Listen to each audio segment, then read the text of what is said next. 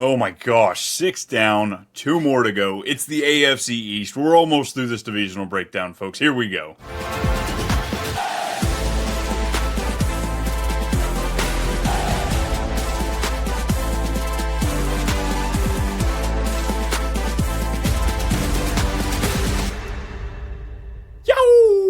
What's happening, everybody? We're back with another episode of Too Much Fantasy Football. It's Brian, it's Brennan, and it's the AFC East we have on the docket today. We got quite a bit of news to break before we get into that. How you doing today, man? Doing pretty good. We actually have football this week. I don't care if it's Heineke versus Hendon Hooker. It's football. No way. Give me Trey Lance out there. Come on, Chargers. Don't put Heineke. We've seen that before. It's a battle. Right? It's going to be horrible. Yes, the Hall of Fame game, first opening game of the preseason there in Canton, Ohio. Cannot wait. So excited. But before we do that, we have to dive into a little bit of camp news. We're going to have tons of it coming at you. A full episode later this week to really break this down, but we got a speed round to hit it. And, of course, before we do that, we got to talk about the Listener League. Of course, always, if you're listening on the pod, give us a review. If you're on YouTube, hit the subscribe button. But we do have our Listener League, the Too Much Fantasy Football Listener League. It's $100 to first place, and it's free to enter. All you got to do, give us a like, give us a subscribe, hit us down in the chat, let us know, and we'll get you thrown in there. Planning on drafting probably the Wednesday, Tuesday, maybe Monday, right before the season starts off, as early as we can. Yeah, or I guess as late as we can. Yeah. But this is your opportunity. You want to come play with us? Come on in. You think we're crap? You think you can crush us? Come on in. We're ready for it. Come play with us, you silly goose. Yeah, I was hoping we could just drive right past that. Nobody would hear it, I heard that one clear as day. Look, I've had SVU on for the last 48 hours. My wife won't shut it off, so it's there. It's there. The bad terminology. No kidding. Speaking of bad terminology, we're going to drop a pretty serious word around these parts. Injury? Yeah, we don't want to be talking about that, but of course we have to. So, Brendan, let's start off. What do we have here as far as our camp highlights? So Texans, Joe Mixon, who is on the non-football injured list, is expected to be out of an extended period of time with a frustrating foot injury. Frustrating. Yeah, we've been talking about it the last few weeks, kind of turned off by all this injury news we've kind of heard of him over the last 14, 15 months, a lot of ankle foot stuff. I'm out.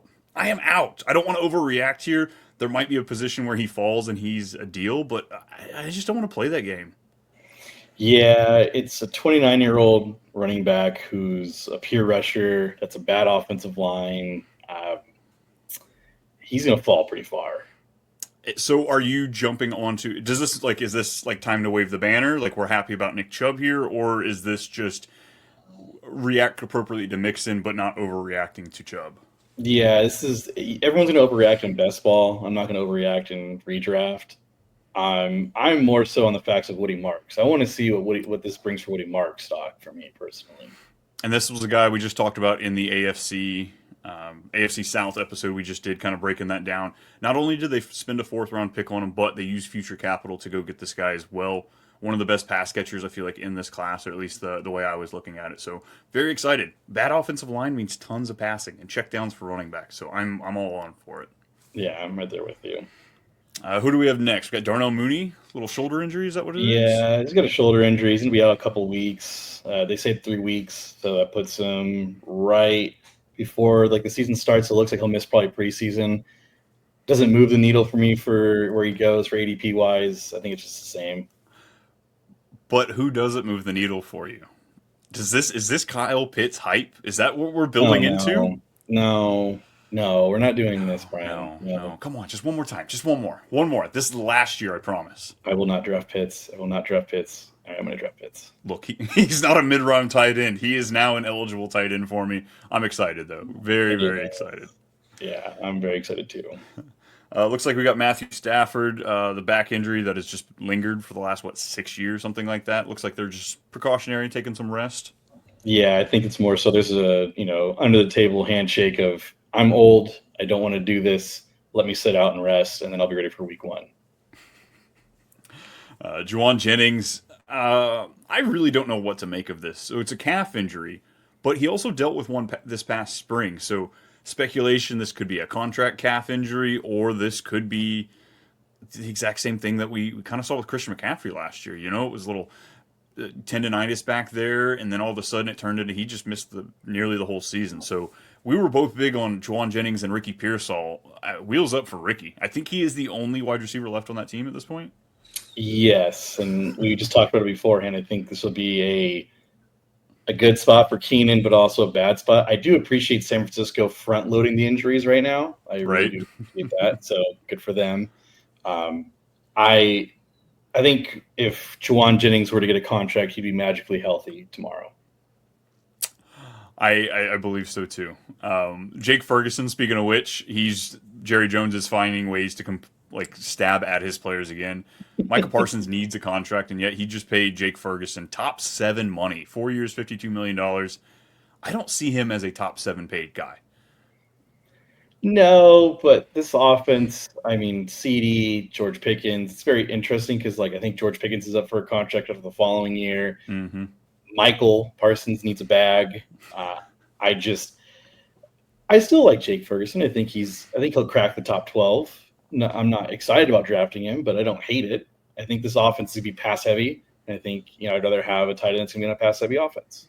And Dak likes his tight ends. Throughout his entire career, he has favored the tight end. So this one's incredibly funny for us. Treylon Burks broke his collarbone, tore his ACL last year, so he missed most of last year. He was coming back. He was ready to go. Fractured his collarbone, and literally as we were recording, I just got the notification. That. I was going to make the joke, and you ruined it for me, so thank you. I didn't know if you saw it, but I got it right there. I was like, oh, this is great. Treylon Burks, last year was contract, first-round pick. He was the trade for A.J. Brown. He has been cut, or he's been waived. Titans let him go. He's going to be missing most of the season. He might be missing most of his career after this. Yeah, I think Treylon. The Titans made a mistake there. It's okay. We've been looking for a third on the show for a while. So Treylon, come on, man, send us that resume. We've got a few guys, but we'll look at you. Terry McLaurin, he's looking for that money. He ain't finding it though. Yeah, he's sitting out. He's on a sit-in with a calf/contract issue. He's looking to get paid more than DK. I think he wants $33.5 million per year. I think that's what he's sitting at.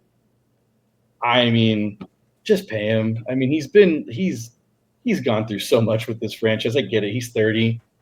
He was amazing last year. I know the cliff is 30, but just pay him 2 years guaranteed like you would if you'd franchise tag him. Yeah. 75 mil, fully guaranteed, 2 years. Yep. Call it a day. You have Jaden Daniels. You'll worry about that contract when the time comes. Yeah, this man was there when, the ownership has changed while he's been there, but he had to put up with some crap for those first several years. So, come on, do the guy a favor. He was older and coming into the league anyway, so he's missing out on that last contract. Let me ask you this. If he does just have the cojones to go to week 1, how much more high are you drafting Debo? If he's like, I'm serious about the sit-in. At that point, so Debo hasn't really been on my radar just because I haven't had to make that choice. I've liked a lot of the receivers in that area. But McLaurin, we've seen guys, when you miss preseason, when you miss all that stuff leading up to it, takes you some time to ramp up, and or injuries are a higher concern. So I think Debo has to be on the table at that point. I do too. I think you got to take him a little bit ahead of where the other guys are going at that point because it's just he's there. He's going to be the only receiver. It's him. Then it's McCaffrey's brother, Luke. Mm-hmm. And they don't have anybody else. I don't feel like that's Noah Brown, because they had Diami Brown, right? Wasn't he on the team last year? And he went to He went so to again, it just sounds like Fat Debo is going to be on my team if that's the case. Hey, that bowling ball can still roll down the field a little bit. Yes. Looks like the Browns they're making their situation a little easier as far as the quarterback goes. I actually saw reports Mike Clay dropped a list of guys that potentially could get cut. Kenny Pickett, the guy they traded for this offseason before free agency, was on that list, but he has pulled a hammy, so it looks like he's going to be missing a little bit of time. Joe Flacco out there slinging the ball, starting it up. I think you and I both want Joe Flacco to be the week 1 starter. Mm-hmm. We'd feel a lot better about the options for Cleveland, whether it's Jerry Jeudy, whether that is who's the second. Why am I drawing a blank on him? I like him a lot too. Cedric Tillman, David Njoku, all those guys they get a little bit bigger bump for me. Because if it's like Dylan Gabriel, I'm just really unsure. If it's Shedeur Sanders, I'm still really unsure as well. So, yeah, give me Joe Flacco, still slinging it. I think this really helps out the situation because Kenny Pickett muddied how I outlooked for this team.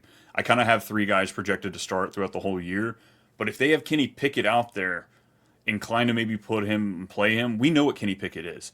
On a good enough team, he can game manage you to a win or two. That's not going to be this team.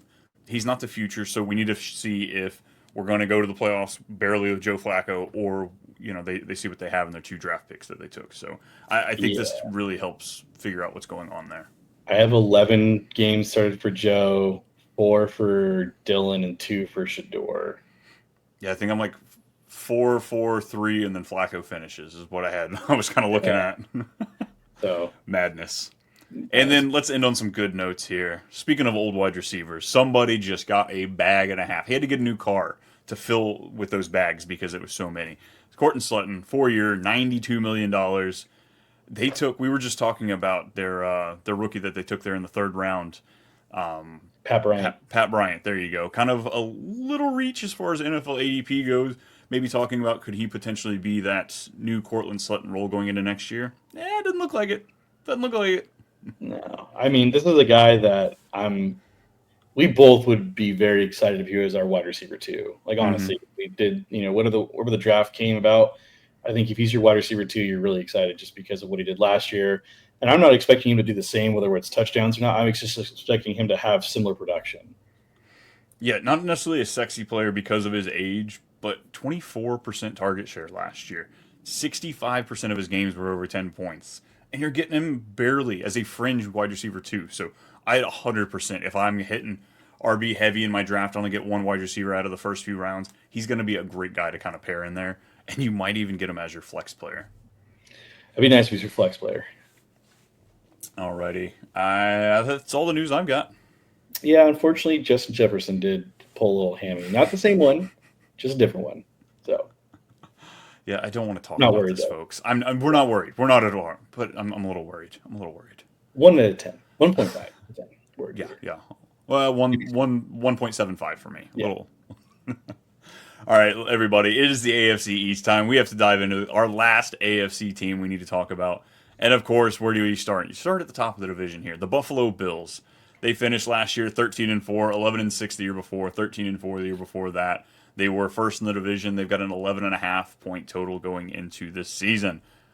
They were second in points scored, 11 in points allowed. And yet, this team still has 0 conference championships and 0 Super Bowls, despite this being just the standard over the last several years. How are we feeling about Buffalo just initially? I mean, this draft, they didn't do a ton to do anything fantasy wise. I feel like in the offseason, they paid a lot of their guys though. They paid Khalil Shakir. They signed Josh Palmer, who apparently right now is Josh Allen's favorite target in practice. I'm not going to go there. Last year they took Keon, which would have been their pick at pick 32, but he was pick 33. So he was, 201. This team, it's Josh Allen. Let's be honest with ourselves. It's Josh Allen. And that's the offense you really want. Everything else is very much a looming question mark, so to speak. It really is. He won the MVP last year with this squad, so there's no reason to think that he won't be finishing as top 2, top 3 guy. I try to lower him in my ranks every year just to be different. It doesn't really work out. Right now with Terry McLaurin issue, there's no way I've got him behind Jaden Daniels, so he is secure up in my top 3. Jaden's coming in at 4. Yeah, let's just call it what it is. Last year he was QB2, QB1, QB2, QB1, QB1, and then his breakout season, which he missed a game, or no, he didn't miss a game, QB8. Yeah, he is the model of consistency. Like if you take him at worst, you're thinking maybe 3. Yeah, and that's the worst case scenario. Outside of him missing games, that's kind of where you're sitting. Yeah. The running back room, it stayed the same. We've got James Cook, second-year player, Ray Davis, Ty Johnson as the pass-catching back. James Cook coming off a 16-touchdown season last year. He's looking for a bag going into the last year of his deal. He wants to be paid top dollar. He's not top dollar running back. So he's out there at practice. Sean McDermott, I guess, is looking him in the eye, so he feels good. But where's that panic meter on James Cook this year? I think I have him the lowest between the both of us here. I think I have him at RB 17. Yeah, Yeah, I've got him somewhere 16 to 18. My ranks keep moving quite a bit as we keep getting news, but yeah, he's lower. He's just about 20 for me. yeah. I mean, barely breaks 1,000 yards, but 16 touchdowns. There's going to be regression. This is a run team. I definitely expect Ray Davis to get some run in. He looked great last year as a rookie.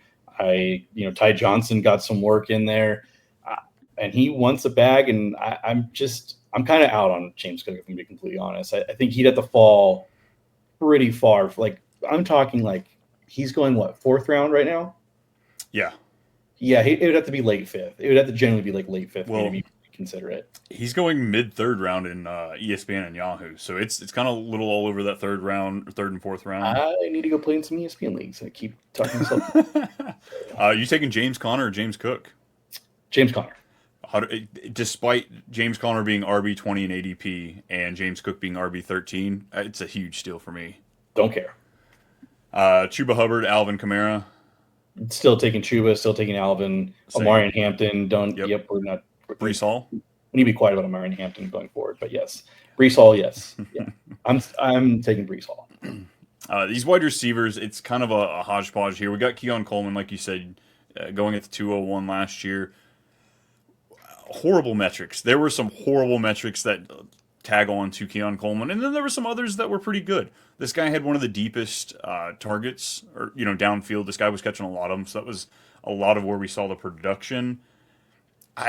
It all depends on. I don't like Joe Brady. I think he's very mediocre as far as an offensive coordinator, and I think that kind of holds his team back. You have Khalil Shakir, that it's going to be the PPR monster. Any other pieces that look intriguing to you? I think it's really weird you say that because Josh Allen loves Joe Brady. Like there was talks of him being potentially interviewing for a head coach, but he stopped doing that.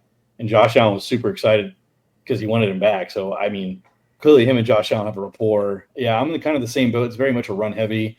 Obviously not fun to be playing a full point PPR. This team is something to avoid at all costs. Like, I kind of like, obviously wide receivers, they break out year two. That's usually their breakout time. So if you want to gamble on somebody, it's a late round. Keon Coleman's that perfect guy. I mean, 6'4", 215, standout athlete. For me, though, I mean, maybe, do you think Amari Cooper might have affected his run a little bit? Like, and just having muddied Amari it, Cooper didn't do squat when he hit the Bills. I'm just trying to make up some good excuses for Keon, all right? I'm trying to play devil's advocate here. And I get it. I've tried to see if my bias was just a little too hard on him, and maybe that's why. But I'm just kind of staying away. Right now he's going around Emeka Egbuka, Ricky Pearsall, Josh Downs, Jaden Higgins, Trey Harris. I'd probably take him over the two rookies, Higgins and Harris. But I know what I'm getting out of Ricky Pearsall. Egbuka, that train's moving. I'm all down to hop on it. And then Josh Downs, he just seems safer. He's got a higher floor than Keon Coleman does. Coleman's probably got a taller ceiling. I think I might want Josh Palmer before I want Keon Coleman right now. I want Elijah Moore. Look, if we're going to get nasty over here, Elijah Moore coming over from Cleveland, I have been infatuated with his talent for a while. He's only 24, 25 years old despite being on his second contract. If I'm taking a late shot, it might be there. Yeah, you want to talk about tight ends now? Yeah, let's talk about tight ends. Dalton Kincaid, is this the bounce back for? I feel like it's him and Kyle Pitts. They were going about the same spot last year. Injuries were kind of floating around Kincaid towards the end of last year. He's getting some hype right now. Are you biting? No, I think he's a bust, man. There's nothing. I'm looking at his game log, and then I learned, like, oh, he played through injury last year, but 2 touchdowns, like, and you're a receiving tight end, like, you have, like, good, healthy target share, but you just don't catch the ball a lot. I'm kind of out on Kincaid. Yeah, the Bills targeted the tight ends at the 12th highest rate last year. So it's not like there wasn't a decent amount going to there. Dawson Knox is there. He's going to steal a handful of touchdowns every year, some passes. But I don't know. I don't mind if you go shoot for Dalton Kincaid. He's going as tight end 13. He's going in the 10th to 12th round. So it's not a lot of capital you're spending. After him, it's like Jonnu Smith, Dallas Goedert, Kyle Pitts. So I don't know. It's kind of an enigma is where he's sitting right there for me. I like Goddard more than I like Kincaid. I like, who else did you say? Ferguson, Jonnu Smith, Kyle Pitts, Isaiah Likely, Hunter Henry. Yeah, I like majority of those guys more than I like Kincaid at the moment. Colson Loveland's going just before him too. I'd rather shoot that shot, I think, at this point. Yeah, I would too. Alrighty, this team, the projected win total is at 11.5. Where are you feeling good with that? You going over? Going under? I'm going to take the over. They're a good team, man. Like this team, they don't have to rely on Josh Allen. They do have a good defense. They paid a lot of their guys. They spent the first round draft capital on a corner who fell. I felt like I'm going to take the over on this team. Yeah, I'm taking the over too. 11.5 wins. That just seems 12. I think 12-5 is like what I could see it. yeah, 100%. I'm right there with you. Alrighty, let's go to as LeBron used to say, let's go to South Beach. Let's talk about the Miami Dolphins. They finished last year 8-9. I don't feel like that's accurate, so I'm going to double check the numbers there. But evidently, they finished 8-9, 22nd in points, 10th in points allowed. So that defense, it still got a little better last year. Their projected win total right now is 8.5. So they're looking to be a very mediocre, middle of the pack team. How are you feeling about them so far? I mean, so Devon Achane is a fringe first rounder. We saw what he did last year when he played healthy. We have Tyreek Hill, who's, is he hit the cliff? Is he still have it? Was it Tua's fault last year? I mean, there's so many question marks. And then there's Jalen Waddle, who has been so good, been the model of consistency year after year. And then just last year, obviously, was awful. Like I just feel like this team last year was just awful. And McDaniel is probably got the hottest seat in the NFL. Would you agree? Him and Shane Steichen, I think, are the top two guys, I think, to get, at this point in time, to get fired. Yeah. And then they decided to ask Darren Wall to put the pen and paper down to come play tight end again. So, and Johnny Smith left, which made it a lot more clear for this team for Tyreek and Jalen. I'm not going to lie to you, though. I like the pieces. I'm in on the Dolphins. I am now. With Jonnu leaving, it honestly saved our situation Yes. here. Because now you don't have to bet on Jonnu doing it again. You don't have to bet on maybe it regresses back to the wide receivers. No, it's gone. It's not going to be Darren Waller. I doubt Darren Waller even plays half the games this year. Noah Fant sitting out there. I know he's visiting Cincinnati right now, but he's a possibility maybe coming to this team. I love Devon Achane. I've got him as RB4 right now. I have him a little bit higher than most. I'm fully excited for this team to just absolutely crush. And Jalen Waddle, I think his ADP should climb with the Jonnu Smith news and all that once we get regulars back in. Wide receiver 31. I feel like he should absolutely. He'll beat that. He'll demolish that. And in PPR, yeah, buddy, give it to me all day long. Yeah, I'm a big Waddle fan. I'm a Waddle believer. I'll do the Waddle dance anytime he gets a touchdown. Exactly, Waddle, Waddle, Waddle. So I expect him to be ADP. I expect Tua to be his ADP too. If he plays all 17 games, shit, if it's 16, 15 games, I still think he'll be that ADP. It's a key that we need in this situation. We saw what happens to these players when Tua gets knocked out. He's going around QB 22, 14th round pick in a lot of leagues. So, it's one of those last ones. He's probably going to be your second quarterback you pick up if you have to for your single quarterback leagues. But come on, man, let's get it done. Yeah, in the games where he played 13 games in 2022, he was QB 15. Last year the year prior, he played 17 games, which never happens. He was QB 9, and then the year last year was QB 22, and that's with 11 games. So if he plays 15 games, he'll beat that ADP. I think he's a perfect super flex quarterback I'd like to have. Yeah, and a lot of that's going to come from the offensive line. We need them to bounce back. Last year they had 13 combinations used on the offensive line. 3 starters missed 10 plus games. So, left tackle Teron Armstead, is that his name? Retired. Yeah, he's retired. So that is going to hurt. It was like their only good offensive lineman. They did draft the left tackle out of Texas, who was a top prospect. I felt like so I liked how they basically replaced him. They did the right thing. And also this year, I mean, obviously the looming question we and I both will have, like, will Tua play all 17 games? I mean, the numbers say no. They brought in Zach Wilson as a backup. I'm not really sure if that is. I mean, it's probably better than what it was last year, I will say. I mean, do you agree? Or are you? I think this is probably the best backup we've seen there for a while. And Yes. if Mike McDaniel is as good as we think he is as a play caller, he should put Zach Wilson in a situation to succeed. Maybe they're not winning outright, he's throwing 300 yards a game, but I think he will be better than we saw him with the Jets. Like most of these quarterbacks that are ruined in their first contract, I think he has a chance to actually come in and be a competent backup for us. Yeah, I agree. My final question to you, though, is are you drafting Tyreek Hill? Yes and no. This is where I think this is the season where you're getting him at a discount. And this is the last time you do it because next year I don't know, he'll probably be up a little bit and then he'll probably fall back. Like I think this is like his last year, I feel like, quote unquote, for fantasy relevance. Right now, he's climbed back up since the Jonnu trade. He is going around wide receiver 13. It's about mid third round, late third round, depending on your platform.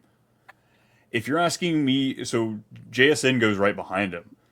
I take Tyreek over JSN. Like I'm not off of JSN this year. I'm just not on him. He is what he is for me. So I think I'd probably take the shot at Tyreek there. And most of the times, I think he's going to fall in some home leagues. So at that point, I am scooping up any sort of discount once he falls into that 4th+ round. My favorite game, would you rather? Lad McConkey or Tyreek Hill? If it's my wide receiver 1, I think wide I'd take receiver Lad. I think I'd take Lad over Tyreek. Interesting. All right. Just Garrett having Wilson Tyreek as your... Hill. Garrett Wilson, oh my God, they both have so many question marks on them. Give me Tyreek Hill. Let's play with some fire. Last one, Mike Evans or Tyreek Hill? I'll take Tyreek Hill. All right. I think the next thing you'll probably say Tyreek Hill. So you taking Mike Evans? No, I'm taking Tyreek Hill. Taking Tyreek, nice. Are you taking their over? They have 8.5 wins is where they're looking this year. I'm taking the under. I'm going to take the over. I like their schedule. I think they won't be as bad as people think they are. I think the defense really is going to give them their best shot at winning games, but I don't think it's going to be pretty. That's for sure. Yeah. Alrighty. Let's oh God. Do we talk about the Jets or do we talk about the Patriots? I mean, they're both just Jets. Yes. Alrighty, let's head off to MetLife. Let's talk some Jets here. The Aaron Rodgers-less Jets. Last year they finished a 5-12. How did they finish 5-12 last year when the year prior without Rodgers, the whole season they finished 7-10? Like with Rodgers, they did 2 games worse. Hey man, when you fire the coach, you have Hackett being the play caller. You're not gonna have a good time. Jets were 5-12. They were 24th in points scored, 20th in points allowed. They made sure to lock up their linchpin in the offense and defense. Sauce Gardner got the extension. Garrett Wilson got the extension. Breece Hall's in a contract year. And they signed Justin Fields to a 2-year, $40 million deal. So he will be the quarterback for the full season this year, pending injury. Tyrod Taylor's back there. They have no reason to put him in unless Justin's hurt. Yes. How do you see this team playing out? Because I go back and forth whether or not I'm in on these 3 players. So, Justin Fields is my QB12 as it sits right now. He's going to play all. I mean, the only thing that's holding him back would be injuries. Tyrod Taylor he's not going to start over him. They signed him. They gave him $20 million. He's going to be their guy because if it goes well, it goes well. If it doesn't go well, it's great because they're going to draft another quarterback. So they're really in a great spot. I mean, that's how I put it. And so we've seen him when he plays, he's really good for fantasy. Now, in real life, it's a different story. But when he plays, I mean, in 2022, he was QB7.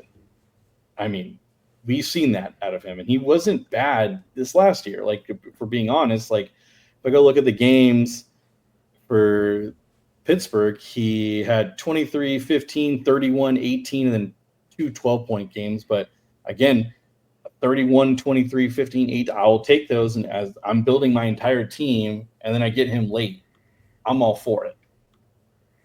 Yeah, he's going right around guys like Jared Goff. Jared Goff is not he'll give you 12-point games, but he's not giving you these 30-point games.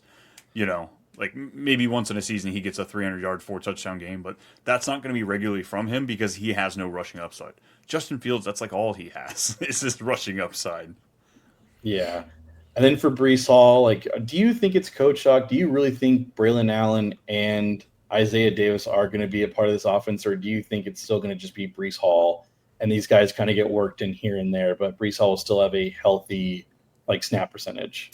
I think this team really does want to run. I do believe them when they say they want to do that. It's to what extent are we going to see Braylon Allen and Isaiah Davis? Isaiah Davis, I believe, is a 7th-round pick, 6th-round pick. Braylon Allen was a 3rd-round or a day 3 pick as well. There's definitely talent between those two, but I don't see why. You got Brees Hall in a contract year. Use him up. He is clearly the most talented back. So I do believe that at least Braylon Allen is going to be involved. You know, this is a coach coming from Detroit where they had a two-headed monster there. So I definitely see where they can mix in the two. And Braylon Allen, he's making some highlights, man. This dude is a man at 6'3", 452 pounds, or whatever the hell that monster of a guy is out there. So I am excited to see Braylon Allen as like in some of my deeper leagues. I'm going to be taking shots at him just to see if he's flex worthy. But Brees Hall, I do think he's going to command that backfield. He's going to be getting all the receiving work as well. He is my RB13. Where is he at for you? I've got him at 14 right now. Okay. So you would rather have Kyron over Brees Hall? Yeah, those are my back-to-back right now. Okay. Matthew Stafford, if we don't continue to get good news on him, Brees Hall might just jump him just a little bit more. I'm going to ask you a question. I just want to see, as it sits right now, Hampton or Brees Hall? If we are playing under the idea that Najee is cooked for this year because of the eye or whatever reason, yeah, Hampton's going to be in my top 10 if Najee's out of there. I just want to hear you say it. So, folks, it's been a roller coaster since the combine about Omari and Hampton. Just the love grows, then we got to pull ourselves back a bit, and then it goes back up, and then I pull myself back. This guy doesn't.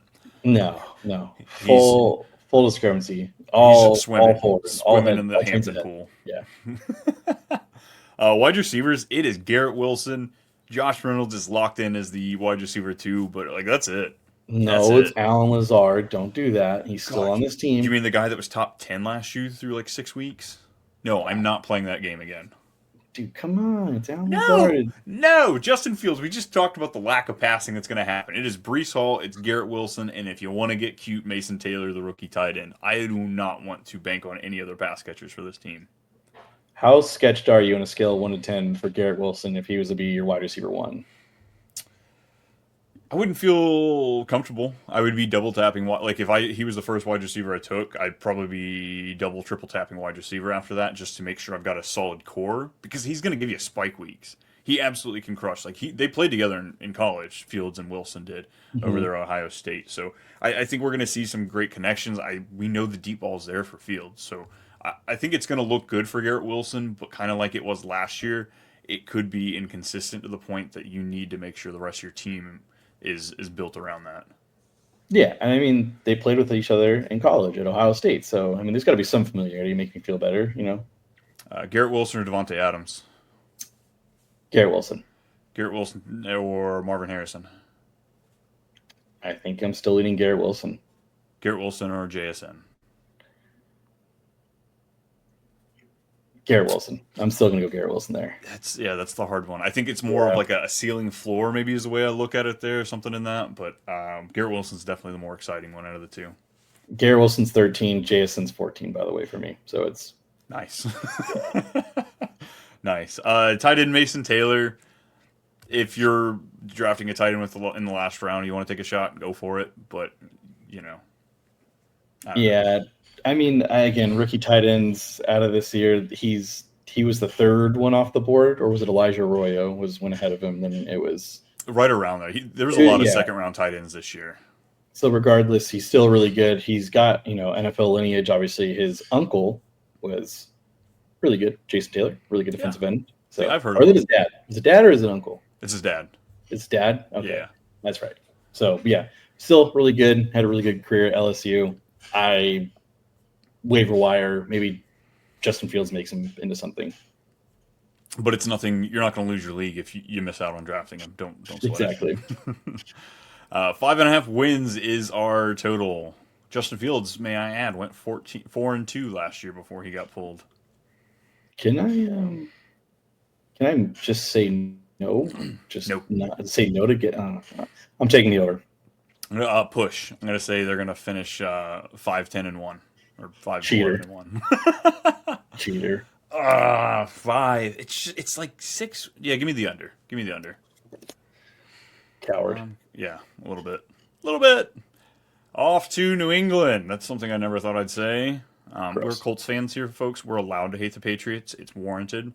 Ruined my childhood, so yes, I can hate the Patriots and everything Big Boston. facts. Sorry, folks. But the New England Patriots, finishing 4-13 for the second year in a row, fired their head coach Gerard Mayo, and they brought in the big guy from Tennessee, I'm drawing a blank on his Mike name too. Vrabel. Mike Vrabel. There we go. They brought the whole crew's new. So they brought him. They brought Josh McDaniels back as OC for what, the third time in Patriots history. New defensive coordinator as well. They're over under this year. It's 8.5, 7.5 some books, but like 8.5 from a 4-win team last year. It's quite the bump. They have quite the excitement building around them. This is a team that has Drake May possibly being like he's a favorite sleeper in a lot of circles. They drafted TreVeyon Henderson early in the second round. Kyle Williams, another second round pick that they added to this wide receiver room. And they paid Stephon Diggs a good amount of money to come here and play, coming off the ACL. So a lot going on here. Thoughts? Yeah, I mean, bringing Vrabel in, obviously, that gives him a bump in wins. He's just a really good coach. He's going to make sure these guys are ready to go week after week. I mean, Mike Tomlin-esque. Yes, I would definitely say so. He's going to get these guys rallied up. And they do have a good defense. They do have good key pieces there. Yeah. Their first-round pick was an offensive tackle, which they desperately needed. I think their points are going to go up. They're not going to be the 30th in points scored because they brought in Mike McDaniel, who is a good, very good offensive coordinator. Terrible head coach. Terrible. But again, very good offensive coordinator. And I see bits and pieces of what he did with Tom Brady on this team, right? Like, they drafted TreVeyon Henderson in the second round. I think he's his James White. I think that's his James White replacement. And so James White was drafted always after the other running back for the Patriots, no matter how ADP scratched out, and he finished in the top 12. yes, it's ridiculous because he utilizes him. He makes sure Tom Brady was very simple. Went through his reads, wasn't there, check down. That's it. Mhm. That's all it was. It wasn't anything crazy, anything spectacular. He just knew how to get rid of the ball. And Drake May's got wheels too. So seeing what Josh Yeah. McDaniels does with that, I'm pretty excited.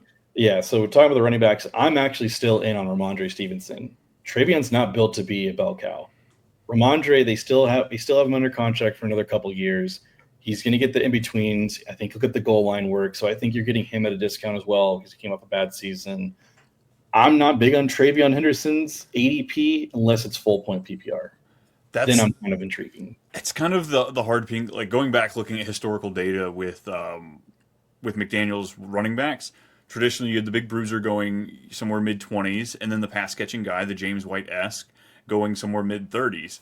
And that's where you won when you drafted the second guy. You got him later as ADP. He didn't have to go up as high to beat that. But right now, there's so much hype on this rookie, TreVeyon Henderson, going as running back 25. You're just behind your, like, I don't know if I see consistent RB2 numbers for him, from where he's going. Rhamondre Stevenson can catch the ball. He is owed so much money, he will just have to be involved unless they just Russell Wilson him and just kick it to the can and don't care because Henderson's doing so well. But like you said, Henderson he shouldn't have to hold down this running back room by himself. He's a great complement piece. We saw it last year at Ohio State with him and Judkins. Judkins going out swinging, and then Henderson shot right around him. Oh, right. Oh, bad choice of words there. Yes. But I'm 100% off of. Like, I'm with you on the Henderson staying away, dude. Rhamondre Stevenson RB37. It is stupid not to click that button when he's the starting running back, but I can't do it. I just can't. I do it plenty. I've done it plenty of times in best ball. I might do it in a couple of redraft leagues if I've punted on an RB and I've just had one solid one. I'll just keep. He's some of the guys. He's one of the people that I'm going to go hit and clicking. He's going around Cam Scatabo, splitting touches. I'd rather have Rhamondre. Jordan Mason, not the starter. Jordan Mason probably a little bit better. In PPR, I would take Rhamondre. Yes, half, I would say. Yeah. But Zach Charbonnet, he's handcuff. Najee Harris, handcuff. I'm out. No. Tajay Spears isn't. I think he's going to be flex worthy this year, but I'm not drafting him like that. Yeah. Rashad White, handcuff, or not handcuff, but like low end flex piece. So yeah, there just seems to be so much value around Stevenson, but I'm gonna miss out, I think, this year. So I'm just gonna be wrong if I am. Yeah, let's talk about these wide receivers here. Yeah, let's do that. So Stephon Diggs is full go. I think his ADP is going to move up drastically. I think by the time you see him, he'll probably be wide receiver. Where is he at right now? What's his ADP? He's going as wide receiver 40. He's going around guys like Debo, Jacoby Myers, Juwan Jennings. He'll be closer to 33 if I had to guess. If he's for sure going to play week 1, I think he goes up a lot higher. Rhamondre is 33. You taking Diggs or Rome? I'll take Diggs. Oh my gosh, folks, if you missed about a month ago, Brennan has been hammering, telling us all to stay away from these injury guys, but I think he's coming around on Diggs. It's different if he's healthy, though. Like, it's one thing if he's going to miss time. Hold on. My rule was if he's going to miss week 1 because of an injury, I'm probably going to be out. If he's going to be out through week 1, I'm in. I almost want to be out on him because you're now back in. I'm like, shoot, is this a trap? Is this a trap? You bringing me in it's a for Christian some pain? Watson trap. Jerry Jeudy or Stephon Diggs? I think I'd lean Stephon Diggs. Chris Olave or Chris Olave. Chris Olave. That one, I think I'd still be okay with Diggs there. Mm. Olave's probably got the higher ceiling, but Diggs is going to soak up targets. If you have any sort of belief in May being good, that comes off the back of Diggs being good as well. Jordan Addison, Chris Godwin, both guys dealing with injuries / suspension, so I imagine that's going to move. Calvin Ridley's at wide receiver 32. I think I'd take Calvin Ridley. I'm in the same tier. Yeah. Jalen Waddle's at 31. I'm taking Jalen Waddle. Waddle smash. Tet McMillan. Tet. I think I'd be okay with either one. Yeah. Nice. And then tight ends, we've got Hunter Henry, just perennial guy. He's a great streaming tight end. You take him late. Waiver wire. Yep. Yeah, probably 6-ish touchdowns across the season. You just got to hope you're gambling and getting the right week. Hope you got the bye week right on him. That's it. That's literally all it is with Hunter Henry. He's old, but he's still reliable. And then Austin Hooper. Yeah, love that tight end. That's a name. Oh, right. Deep pull. All right, so 8.5 wins is what we're looking at here. I'm not being biased, but it's the under for me. I know I'm not biased because I'm taking the over. Oh, geez. Maybe I'm turning on the Patriots. Bill's gone. Tom is gone. Maybe I'm going to give them a new chance. Maybe I'm going to look at them differently. No, I'm not. I think it's a lot of wins. Patriots. I think you'd be pretty excited if you got 8 wins for this team. If I kick the line to other books, we got it at 7.5. You taking the over at 7.5? Yeah, I think I have them right at 8 and 9. I think they would be pretty excited to improve that much. Cool. All right. Well, people have to know then. AFC East. How are you ordering them? Bills, Dolphins, Jets, Patriots. Oh, really? You got the Jets over the Patriots? Yeah, that's what I thought. Wow. Okay. I'm different. So I've got Dolphins. No, I'm just kidding. We got Bills in the first place. You can't not. So I'm going to go Bills, Patriots, Jets, Dolphins. Dang. Right. No. That's too crazy. Patriots, Dolphins, Jets. Jets are in the bottom. I couldn't do it. I was sitting there thinking, I don't really see a world. I am excited about the defense for Miami and just, then again, they lost Ramsey and brought in Minkah Fitzpatrick, who they just gave it more money to. Yeah, true. So yeah. Bills, Patriots, Dolphins, Jets. Damn, I can't wait to see how this turns out this year. We got to make sure we're tracking all these. Folks, catch us back up beginning in January. We're going to be going through these and see how far off we were on some of these divisions. But that's it. That's all she wrote. I'm excited. AFC East. Folks, one more come back next time, and we've got the NFC East, and then we're done. We're checking out. We've got Camp Hype coming later this week. More mock drafts, of course. Late round gems. All sorts of fun episodes. Brendan, where can the people find you if they're looking for more of your stuff? You find me on X at Too Much B Milk, and then that's where I really stay on X, just creeping. Yep. You really want to talk to them, folks? Light up these comments. Let us know. Yes. Whether you're on YouTube or the podcast, let us know. We'd love to talk back with you or talk back to you. Either one. I'm okay with both. It's at @too_much_Brian if you're looking for me on Twitter, @too_much_Brian on all the others. That's it. That's all she wrote. We got to get out of here. See y'all Deuces. later.